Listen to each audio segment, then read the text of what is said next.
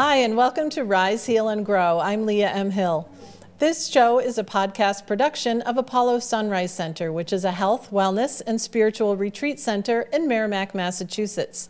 On this show, we shine the light on those who nurture wellness and inspire positive change.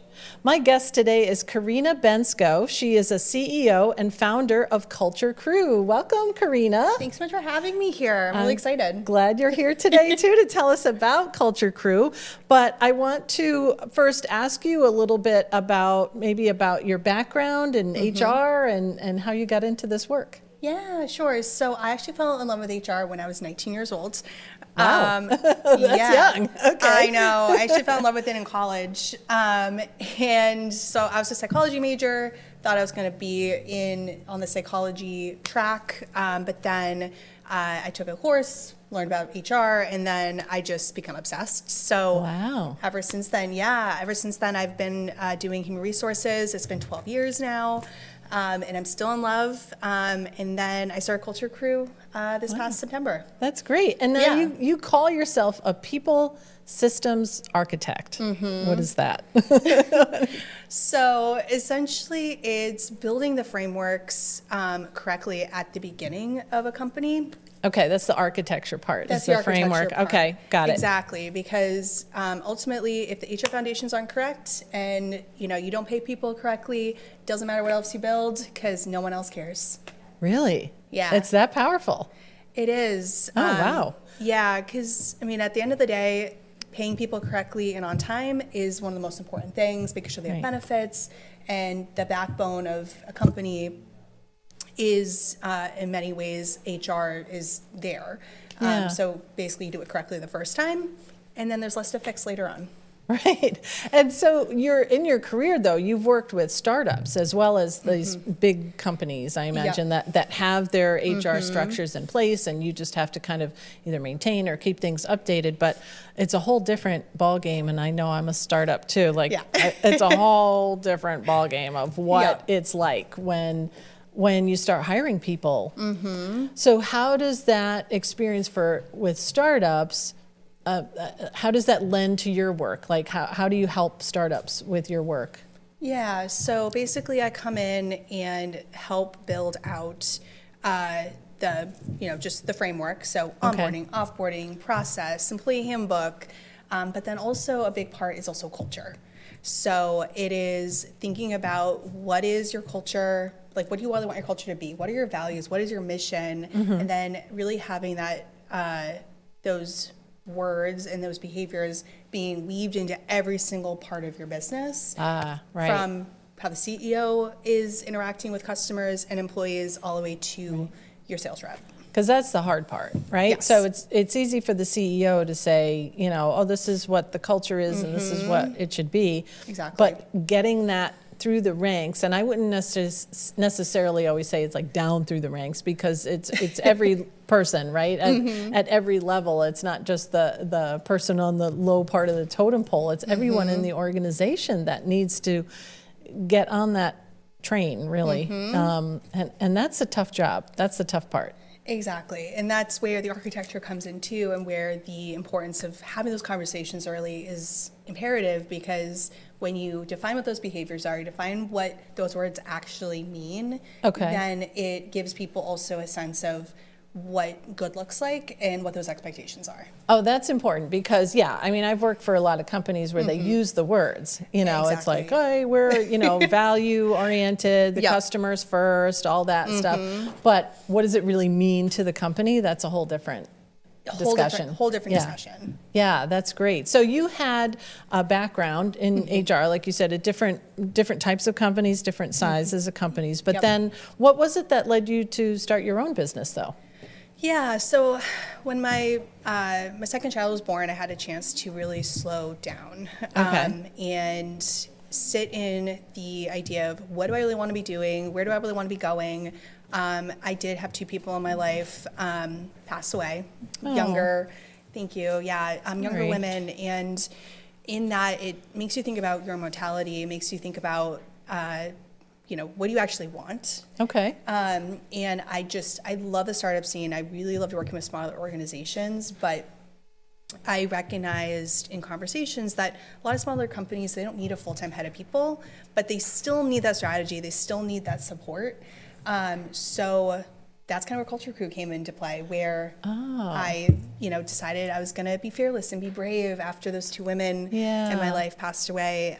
But then also getting back to the roots of startups and really the kind of work that I enjoy and love to be part of. Yeah, so that's interesting that you took that experience of the grief and the grieving and channeled it in a way that you can not only create a business that works for you personally, that's good for you with your family and everything, but that also provides that much needed, do you call it fractional support? Is that the word? Yeah. Fractional support. So it's not full time, but it's, as needed for the smaller companies. So what are some of the patterns that you see that maybe these smaller companies or startups make that lend to, oh gosh, we really need you, we really need a CultureKrew? Yeah, so I think one is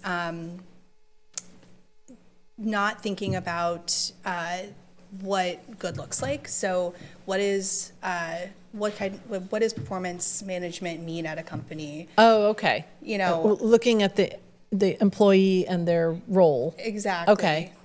Got it. And, as a 20-person company, people are wearing lots of different hats. Yeah. Right? So you don't really have a defined lane, what customer success is, what sales is, because a lot of times, a lot of these roles are merged, but it's also those moments where, when do you actually split the role off? What types of skills do you need today to make your company grow? And what kind of skills do you also need tomorrow? And really having a defined strategy. Okay. Yeah, that's a big challenge because I've worked for both the small companies and the bigger companies, and now I'm sort of my own company, getting lots of fractional support as well. But that scalability, that growth that you're talking about is huge. I mean, because right now I do everything from, vacuum the floors to, putting out salt on the ice on the sidewalk and, those kinds of things that, I don't know if I would still be doing if I had 100 employees, but and I hope you wouldn't be. But I hope I wouldn't be. But you never know. I just do whatever it takes, right? Yeah. Whatever it takes in the moment. But how do you help a company even think like that? Because small business owners like myself, we're thinking about, the dollar sales level we want to achieve or the number of customers we want to get to, but we don't think about the stuff that you do. Yeah. So how do you help the companies really kind of rein that in a little bit? Yeah, so I like to use the analogy of when you go into a company, HR is built with popsicle sticks and bubble gum, and it's literally one wrong push where the whole where everything will crash and fall. I see what you're saying. Exactly. Okay. Where you're just putting it all together and you're trying to stick it, but it's it's not a solid foundation. It's not bricks. So essentially, when I tell that story to founders and CEOs and business leaders, everyone can see that. Yes. Everyone's experienced that. And so, and it's being able to also articulate, a business leader knows their stuff when it comes to sales, comes to tech and all of that. And I know my stuff when it comes to HR. Okay. So if I can take that off their plate so they can have more bandwidth to actually do what they're really good at and really will help them grow the company, then it's everyone has their role, everyone has their superpower being used, and that will bring you more revenue because people are your best capital. So take care of them and you'll see growth. Right, exactly. And I think what spurs a lot of the discussion or the need for the kind of help that you provide is when, let's say, it's a startup company and they're growing and it's exciting and it's good and we've got all these customers and we're starting to make money and all of that. And then it's your number one employee is I can't, this is too much for me. I'm doing this, the same thing, I'm doing the vacuuming, I'm doing you're doing all these things that aren't your business anymore because it's needed. Yep. And so now you have to have those tough conversations with the founder, the CEO to say, okay, now we need to hire people and how do we do it the right way? Exactly. Yeah, so that's where you help, like you come in and you help with not only the big picture, the vision of where they want to be, but how to get to it every step Exactly. of the way. Yep. Okay. And that's where the org design comes in, you know, creating an org chart around like where you are today, where do you need to go? Yeah. And asking the tough questions like, is the best use of your time vacuuming, or should you be doing something else? I know, because I know when I'm doing some of these things, I'm like, this is not, or when I'm like frustrated, I'm like, you know, posting something on social media and it's not working the way I want. Yeah. And I'm like, okay, I know I'm wasting my time right here now, but I really need to get some help. Yeah. But all right, so that's helpful in terms of the CEO, the leader. Yeah. Let's talk about the employee perspective. Sure. You know, how does that help them? Yeah, so they have somebody to talk to because, you know, HR also brings that confidentiality when it comes to tough conversations. You know, just as much as HR counsels leaders in tough talks, they also HR can also counsel employees on how to have that tough conversation with their manager, maybe ways to frame a topic like on performance or comp. That's really important. I think a lot of people don't know that. They think that because you're paid by the organization, that you are, you know, dedicated to the organization, and you. But for you to say, you know, I'm here to talk about the things because you're bound by confidentiality to talk about the things that could be tough to talk about with the boss. Exactly. Yeah, and, that's really important. You know, I like to call it the cone of silence, where an employee can have a talk, you know, get guidance on how to have a tough conversation. You know, obviously the cone of silence, I am a mandatory reporter if something comes up that is, you know, against policy or someone's going to get hurt. But 9 times out of 10, it's just, how do I talk to my manager about this? And having a safe space to even just articulate frustration, and then they can go off and kind of talk about it themselves. Right. So you can help them, but also, you know, as all employees, we bring our personal baggage to work, right? We do. We have stuff going on at home. We have family issues, family problems, things like that. How does that play a role in the work that you do as well for the employees? Yeah, it's reminding employees that they should be able to talk about what's going on maybe with their families. There's a number of people now in the workforce that are part of the sandwich generation, so they have young kids, they have aging parents, and that just brings a lot of strain. And it's this idea that like your life doesn't stop because you went to work. You know? Yeah. And that's what we would like to believe sometimes, I think. We would. Yeah. And I know a lot of business owners would like to believe that, but if you ask the questions like, how are you doing? How's this going? And giving some flexibility to employees, it does help, I think, build a better culture. And that's really what I mean when I say bring your whole self to work, is acknowledging that life is happening outside the 4 walls of the business. Yeah. So let's talk about success a little bit. So success. I mean, we know that success means something different to everyone, right? I mean, it certainly would mean something different to the owner, the boss, as it does to the employee. But how can you build a functioning structure or plan for HR when everybody's definition of success is different? I think that's where the conversation with the employee really matters. Okay. Because, for instance, one person's definition of success could be moving up the ladder, and it could be, they want to be director, VP, etc., versus another person's measure of success could be working on some really cool problems. Like I see a lot of with like software engineers where they don't necessarily want to lead the team. They just want to work on the most complex and cool yes, projects. That makes sense. Not everybody wants to be the boss. That some people are just really happy doing it. Yeah, I mean, I learned that years ago, early on when I was a manager, probably for the first time. And I was always the person that loved, when you got like a recognition in front of everybody, in the meeting or something, that you did something great. I assumed everybody else was the same. So when I was in a meeting, I was leading this meeting, and I went to give this praise to this young woman in the meeting, and then she was like, did not take it the way that I expected. It's certainly not the way I thought, and I was like, what happened here? I'm saying, I'm praising you, talking about your achievements and what you did. And she's like, oh my God, I was horrified. And she's like, I couldn't. And that was a big lesson for me. I'm like, what do you mean? I couldn't get it. Because I was like, I didn't know that it would mean something so different to her to have like everybody looking at her, everybody applauding her. And I'm like, wow. Yeah. And it's really as simple as you can just ask the employee in a one-on-one, how do you want to be recognized? Do you want a public accolades? Right. Do you want to be privately? So easy to think about that beforehand. Yes. And then to learn it the hard way. Yeah. Yeah, definitely. To have those conversations about how you want to be rewarded. And everybody thinks it's all about money, but it isn't always. I guess you know that, it's for some people it is about the recognition. It is about working on the creative projects. Like you said, I want to work on the fun things or the new and different and the innovative things as well.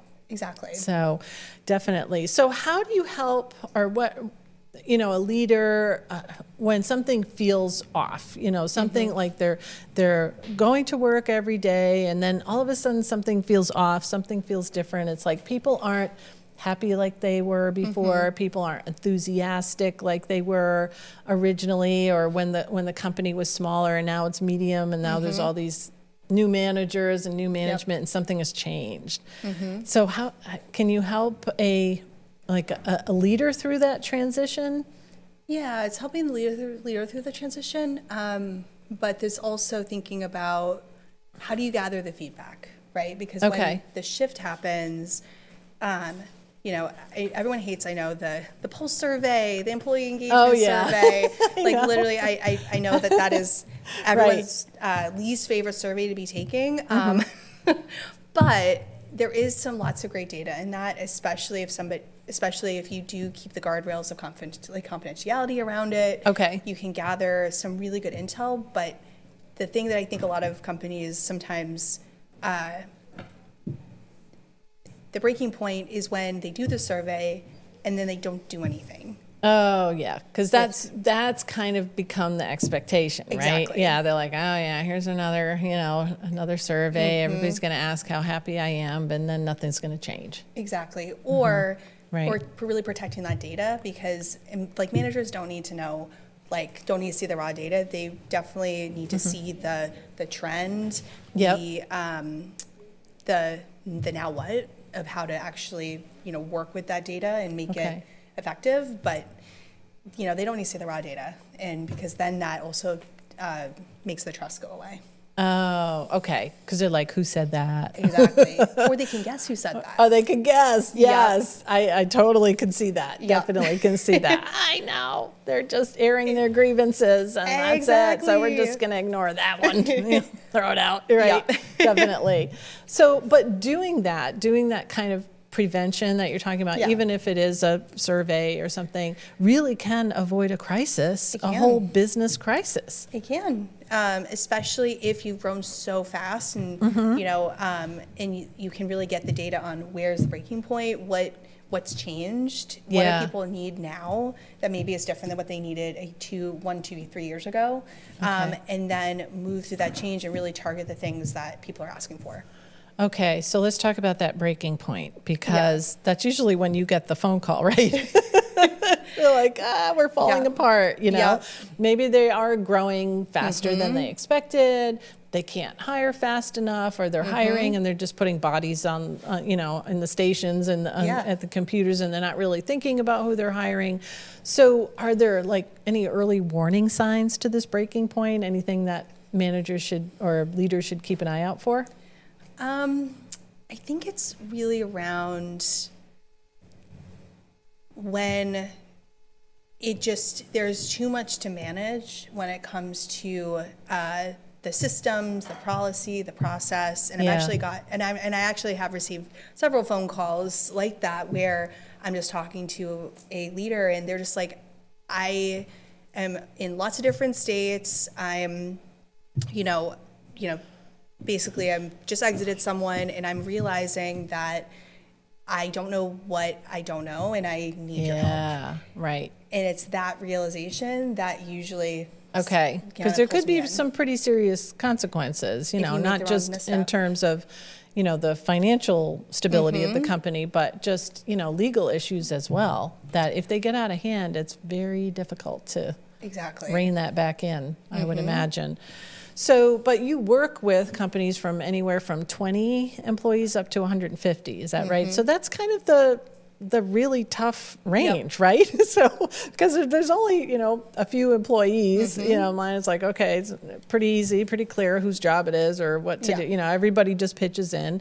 And then you get up to the bigger companies, and then it's all very structured, and this is my job, not my job. But that in-between part, that 20 to 150, that's got to be the toughest. It is, because there's a shift that happens where everyone's coming in and working with you. You know the people really well. They're bought into you as a CEO. Right. And then what happens is you start to get people that are bought into the company. And that is the point where, you really need to be thinking about the culture. You need to be thinking about what structures do you have in place, because they're looking for, the right type of infrastructure. They're looking for a really good onboarding, offboarding process. They want to know, how they're doing in a performance review. And you can't really get away with just figuring it out. Like, you do need to have something where people can say, okay, I understand what good looks like. I understand how I'm supposed to operate in this company. Yep. Okay.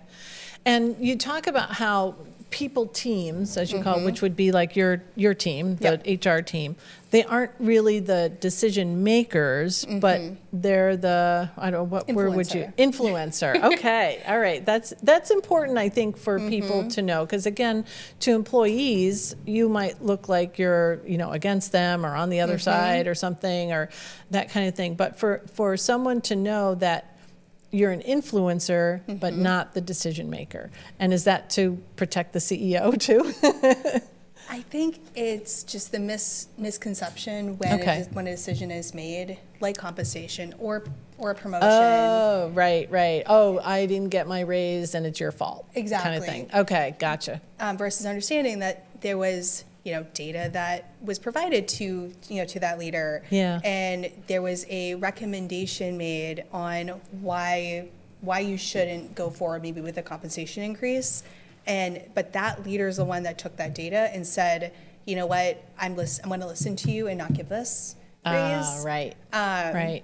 But from the employee perspective, especially when the leader walks in saying HR said no. I know. And you're not even there, right? You're not even in there. Yeah. And it's like, okay, just got the bad rap on that one. Exactly. That's really hard. So using HR as a shield to decisions that will make employees uncomfortable, make employees upset. And instead of just owning the decision and saying, I took the data that was provided and I said no. Yeah. Exactly.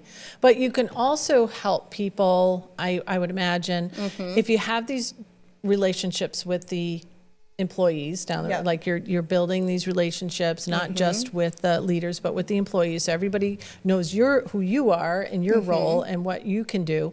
But I'm also thinking it can be very effective in helping, kind of offset burnout, people that are burning out in their jobs and feel like they have no one to vent to or no one to talk to. Is that a lot of what you do as well to help that? Yeah. And prevent it maybe? Yeah, I mean, it's giving a space to actually talk about it and either give them tools to say, hey, my bandwidth is too high. I need to get somebody, maybe somebody to take off my plate. Right. A way to advocate for maybe another hire to say, we need another staff member on the team to take some of this workload off. Yeah, right. And you can help a lot with that, right? To be able to say, we need some help in this department and that kind of thing. So what are some of the maybe common mistakes that you see companies making in their onboarding and the offboarding process? So with onboarding, it's assuming that people will just hit the ground running without any plan. Oh, yeah. Just put him in he's good at that. So just, give him the computer and he'll go to work. Yeah. Exactly. Versus having something that's structured to say, okay, in week 1, you're going to be focused on understanding your benefits, how to get into your systems. Let's make sure your laptop is here day 1. Yeah, right. And also getting them involved in the teams, getting them having a really clear understanding of what the team norms are, where the bathroom is. I mean, I've seen so many employees, they come in and they don't even know where the bathroom is. Oh my gosh. And right. It makes them feel so, it's like you feel like you're excited, you're starting this new job and you're on your way, and then you start there and you're like, everybody forgot about me. Yeah. It's kind of like, where is it? That's hard. It is. Yeah. So that is where a really strong onboarding process is. But it's just as important with the offboarding, making sure they have a good way to leave the company, because you never know. There's a lot of people that I call boomerang employees who leave a company, work somewhere maybe for 2 to 3 years, and then come back because they love the company so much. Okay. But maybe they just outgrew the role, but they stay in contact. So that offboarding experience is just as important, because you want them to have a good experience leaving, because they might be able to get some new ideas and some new experience and be able to bring that back. Yeah. Because that can be hard, though, when somebody's ready to leave and you're not ready to let them go. Exactly. Yeah. Yeah. But that's helpful to know that if you burn the bridge, you're not going to have an opportunity later down the road to have that employee come back in a new way, maybe. Exactly. That's important, because I know, especially when you're talking about small companies that are usually started by 1 or 2 people. Who've put their blood, sweat, and tears into this business, and it's their baby, and they're bringing everybody on, getting everybody on board, and then somebody says, oh, I'm done, I'm going to move on. It's like they take it personally. They do. Yeah. And 9 times out of 10, it's just someone outgrew the role, someone outgrew someone maybe wanted to do something different with their career, and it's really not personal. It's just in helping them feel like you're advocating for their growth, builds that trust, builds that camaraderie, and then, again, that person might come back because they had just, had the best experience, and maybe that VP level role that they had their eye on, they go off, be a director, they come back as a VP at your company. Yeah. Yeah, those are the good stories. Those are always the good stories. It's a good story. Yeah. Well, and I like how you talk about, not just protecting the company, because you ultimately work for the company, but you protect the soul of the company. It's like the energy behind it, the whole reason for it. And that, I think, lends a lot to why people would want to come to work for the company and why they might want to come back. Exactly. Too. Because when a company has lost its soul, it's on its way down. It is. It really is. Yeah. It doesn't matter if it's going to take a year or 10 years, but it's on its way down. Exactly. That's my belief. Anyway, that's my thought. But you also look at the whole human too, the whole person. So how are you able to incorporate that into your work as well?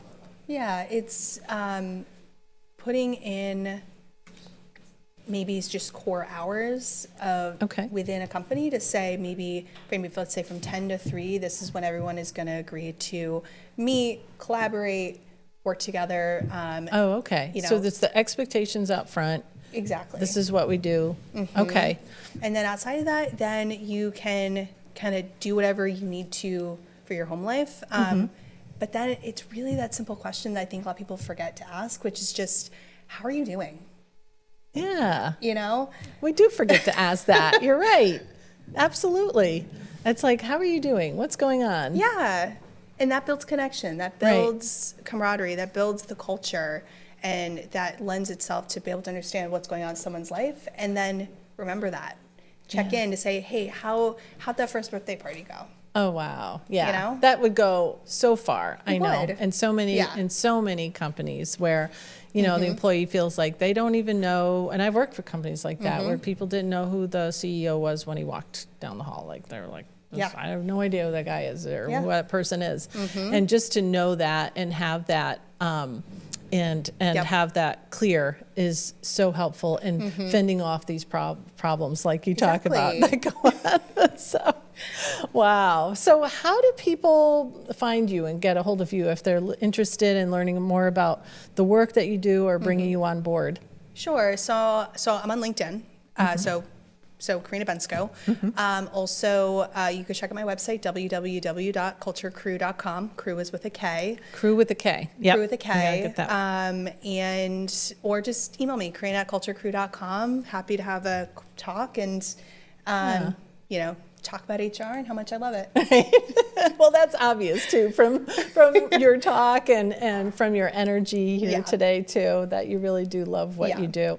And it sounds like you're really good at like going into those messy situations and pulling it all together and finding structure in the mess. So that's the way I see you doing. It's kind of like, and then you teach people how to prevent the issues as well down the road. But I feel like you're really good at just getting your hands in there and getting to work. Thank you.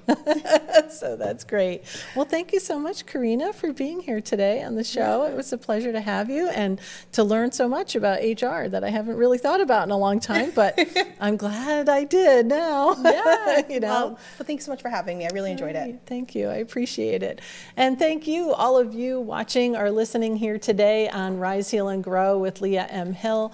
Please join us again soon. We have lots more episodes coming up. And don't forget to like, share, and comment, and also subscribe to whatever channel or platform you're joining us on. Thanks so much, and see you soon.